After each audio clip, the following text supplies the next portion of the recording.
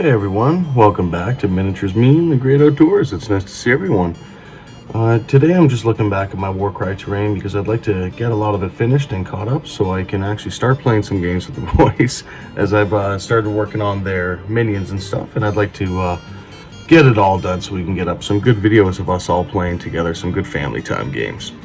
So today, as you can see, I chose this door as I just like to do a very simple theme from the Catacomb set.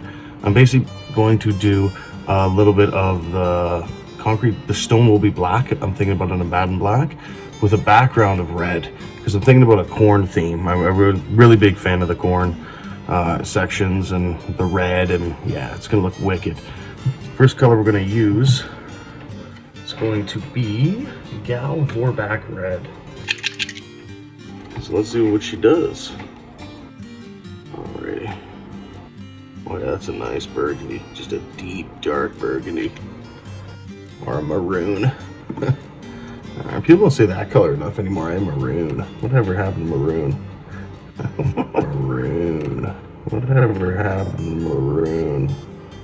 My own comedian, don't mind me. Okay, so we're going to start with the skulls here. We're going to get them red. We're going to get these inner walls red, and then I'd like to do the outlay black, stone black, and then in here the lead belcher. Oh yeah, that's going to be amazing.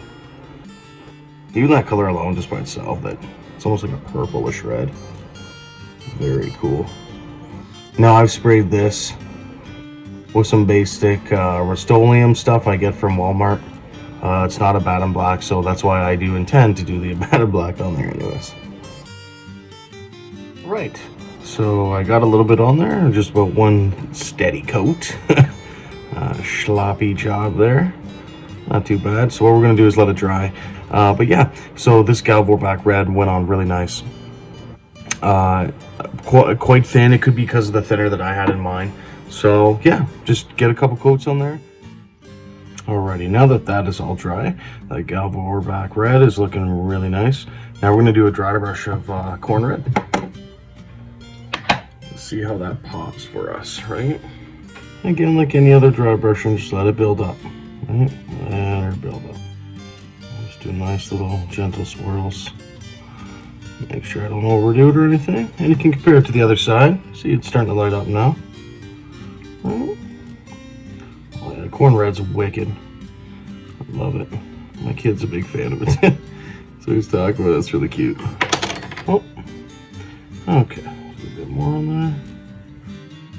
Oh, that looks a lot better now with the highlights. You can see the difference. It's a little bit hard in the light that I have here, but it does have a bit of the quite darker there. So just add as you like. That looks wicked. Love it. Love it. Just like it's yeah. This is gonna be great. And with the next highlight, which is gonna be Wasdak red, that's gonna be really nice too. Okay. So I can see the glow here. Let's see what we can do here. Show you a little bit better if I can get that highlight build up better. The patience is the key here. You don't want to just slap it on there. That's when you get the yucks, the streakies. Very nice. It's going to really bring up all the texture up there too, I feel. Now you could do the texturing here black, or sort of the skull and like the chaos symboling here black. But I'm going to wait for last because I'm just going to be all over here with this highlight. Dry brushing is great, especially when I find if you're trying to get through a lot of terrain, obviously texturing, dry brushing is the bomb. The bomb. What am I? Some old school. The bomb. Okay. So after I finish this, I'm going to do both sides, and we'll highlight with the next one. Last stack it. Make those colors pop. Make that corn red stick right out, but also try to leave, you'll see, leave a bit of the dark undertone, right, of the Gal Vorback. I would see a little bit of a streak, and I mean, this is minuscule. When you do the next highlight, I think that's going to hide it really nice, so I'm not too worried about it at all. All right, as you can see, we got a nice little highlight on there, a corn red over top the Gal Vorback, and now we are going to Wasdak red final it. Let's see what we can do here, okay? Try to aim more for the middle parts, right? Kind of want to get a glow in the middle effect. So yeah, that is the final red touch up with the Wazdaka red. As you can see, it's got some nice highlights, but I left the sides here a bit darker to kind of give it that glow effect a little bit. I went a little bit heavy to try and get the texturing on top of there, just above the skulls, and that's it. I'd like to go around this black trim with a batten black. So I'm going to do the stone here. I'll actually show you real quick. My pointy brush. So what we're going to do here is we're going to do all the stone. Basically, the things you see kind of black are going to be that. I want this stone to be like a darker stone. All the trim here, all the skulls, all of that, all the floor as well. We're going to do a triple color with that. Very simple. Just a bat of black. And I don't have too many grays yet. I would have liked to have a storm vermin kind of vibe to it, but what I'm going to do with this round is after Abaddon, I'm going to do Eshin Gray, and then I'm going to do Dawnstone. And then I'll give that old dirty, you know, rock look to the walls since it's an underground dungeon. Alright, so that's all the black areas done now. Hold on so I don't touch it and get it all wet. As you can see, so I just tidied up all the black. If you're going to make a mistake, I'll just go back to your basic Galvo back red. That's what I did on a couple mistakes where I did on the arrows. And no problems at all. It's looking nice. That's about it. So now, all we have left to do is dry brush the stone itself with those two grays, which will be the Eshin Gray and the Dawnstone. And then these gates here a little bit with some lead belcher, which I might even just do now and then save the dry stuff there. So let's get that all covered up, show you how it looks, and get back. And now we're back after I've done a little bit of lead belcher, like I said, on these gates. Nothing too fancy, just simple lead belcher right on top or any basic silver that you have there. So next we want to do is actually put null oil on that, and then I'm thinking about re-highlighting with a little bit more lead belcher just to kind of make it pop. But until then, I'm going to dry brush all of the black stone. And we are going to start off, like I said, with Eshin Gray. Okay. Part of my pronunciation, but it's 2 a.m. and it's fun to be silly.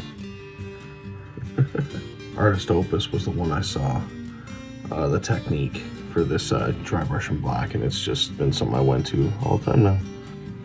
And because it's Eshin Gray, I would really take my time with it.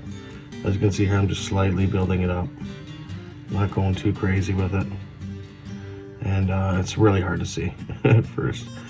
Compare it to this side, you can very much see the highlight, right? Just starting to build up, and you just slowly build it up. Keep on going all around all the stone, all the black parts. Alrighty, so now what we have is got black highlighted with the Eshin Gray there. Not too shabby, not too shabby. So now we're going to go ahead and drop in some Dawnstone. And then we'll be the last highlight. I'm going to highlight more in the middle of these stones, like where people would be walking more. You know, it would be faded more because of the wear, I think. So, as this is the second highlight, I'm just going over it briefly, okay? Not going over it too crazy. I just wanted to make a little bit of white in the middle there. And then now on here, I'm just going to just tap, tap, tap, tap, tap. Nothing crazy, right? Just trying to get these tips. Just trying to get these little edges.